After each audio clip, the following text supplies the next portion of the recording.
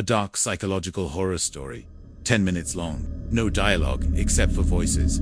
Let's begin. High-rise office buildings are no stranger to the occult. Whether it is John Carpenter's The Thing stalking the holes of an Antarctic research station, or the devil all the way down in the depths of hell. There's just something about these structures that provides the perfect backdrop for some good old-fashioned scares. It was 11 p.m. on another Friday night and Maya was working late again. Her boss had left early for the weekend, leaving Maya and two other co-workers to finish up the project they'd been working on for weeks. She'd known from the moment she stepped into this place of business that she was going to make it to the weekend without pulling some overtime, so she took it in stride. She finished up in the break room making some coffee and then went back to her computer where her co-worker Susan was waiting for her. "Ready?"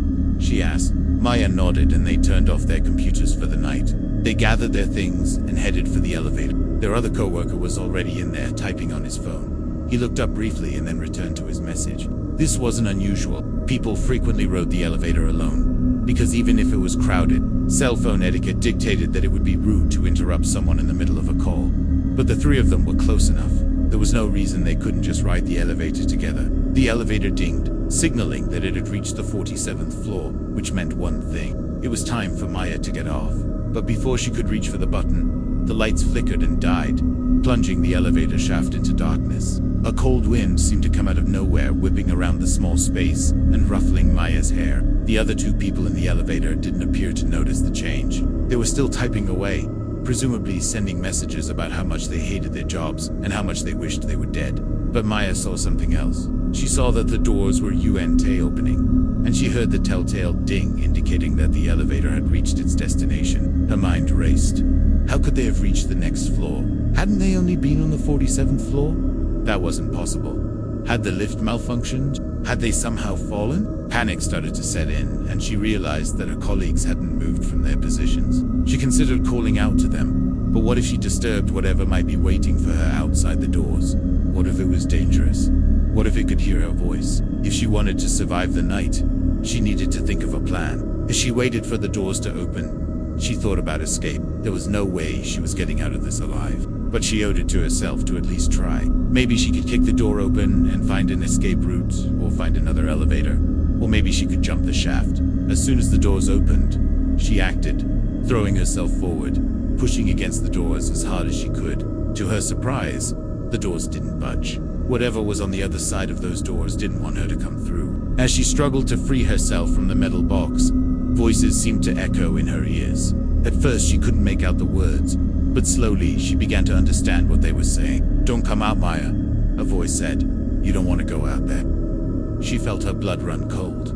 Was someone playing a trick on her? Were her colleagues trying to scare her? But why would they risk it? She didn't remember having any enemies at work, but then the realization hit her like a ton of bricks. This wasn't the 48th floor. She knew that the 48th floor was above them, but that couldn't be the case. She looked up at the panel above the door, and sure enough, it read the 13th floor. The voices seemed to grow louder and more insistent. "Don't come out, Maya." She understood now. These people didn't want her to leave the 13th floor. But why? What was so wrong with the 13th floor? As she tried to push the doors open, they suddenly burst inward, revealing a hallway that was both familiar and strange. The carpet on the floor seemed older, threadbare in places, and the walls were scuffed and dirty, where she remembered bright artwork hanging on the walls. Now there was nothing but a few water stains and a cobweb or two. And at the end of the hall stood a closed door. The only sound coming from behind it was the faint hum of fluorescent lights. Where was everyone? Where were her colleagues? Had they seen the sign when they got off the elevator and decided to stay there instead of venturing into the unknown? Or had they gone through the door at the end of the hall and never come back? Why did the voices want her to stay on the 13th floor?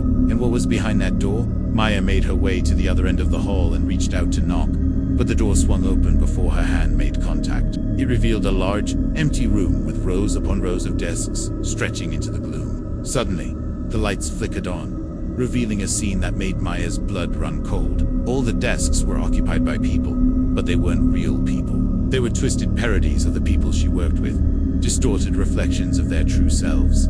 Their eyes were blank, soulless voids where the light of humanity should have shone. They beckoned to her with finger guns, smiled at her with mouths full of sharp teeth. Some of them were hunched over their desks, as if working, while others were frozen mid-sentence, as though they'd been interrupted in the middle of a conversation. But none of them acknowledged her presence. They were ghosts.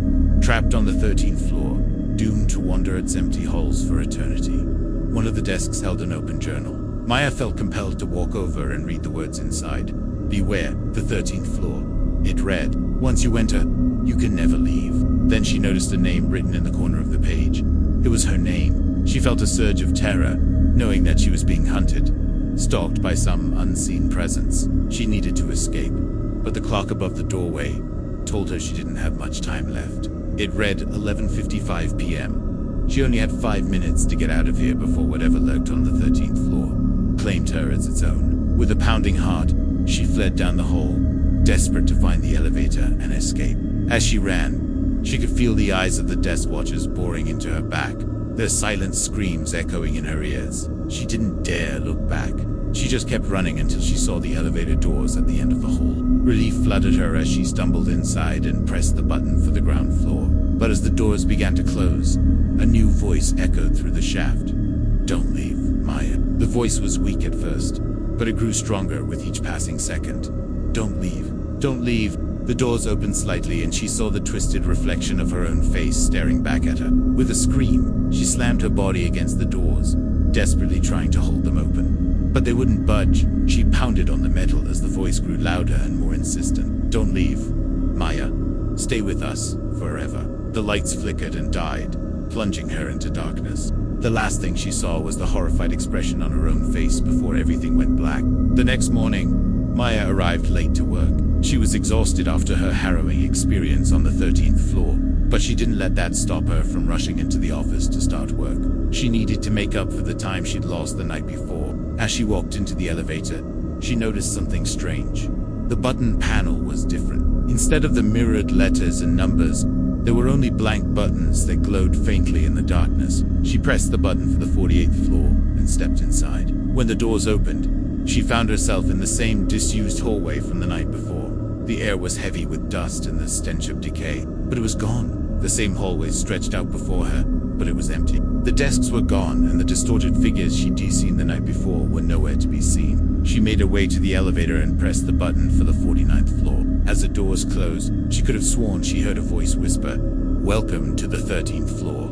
The elevator dinged, and Maya stepped out onto the 49th floor, shaking off the eerie feeling that had come over her. But as she walked to her office, she noticed that something was wrong. The walls were the same faded beige color. The carpet was threadbare, and the air was stale and dusty. The desks were gone, and the office chairs lay on their sides, abandoned. And in the corner of the room was a single journal lying open, its pages filled with the same chilling warning she'd read the night before. "Beware the 13th floor. Once you enter, you can never leave." And then she saw the name scrawled across the page. It was her name. She was trapped on the 13th floor forever. Just then, the elevator doors opened, and a coworker stepped out, holding his coffee in one hand and his phone in the other. He looked up as he saw Maya standing there, a confused expression on her face. "Everything okay?" he asked. "Yeah," Maya replied, forcing a smile. She stepped into the elevator and pressed the button for the 48th floor. As the doors closed, she glanced at her reflection in the metal panel. She could swear she saw a dark, sinister grin spread across her face.